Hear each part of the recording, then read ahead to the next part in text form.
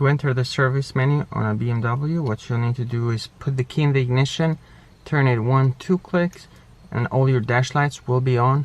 Don't start the engine yet. If your car has a push start button, press it, but do not press on the brake pedal as you normally do to start the engine. Just press the push start and hold it, and then all your lights will come on.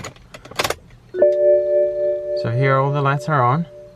Now to enter the service menu, what you want to do is you're going to come here, press this reset button right there, and hold it.